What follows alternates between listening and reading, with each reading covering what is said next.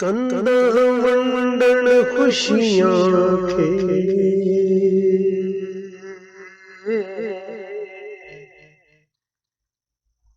न के जग तेरे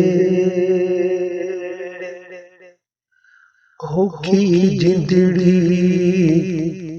जीनी हो गई वो साडे वध गए यार बखेड़े असां पल भी दूर न रहिंदे सी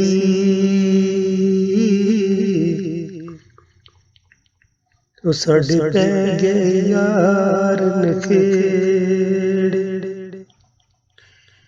क्यों रोना पिट पिट लीकानू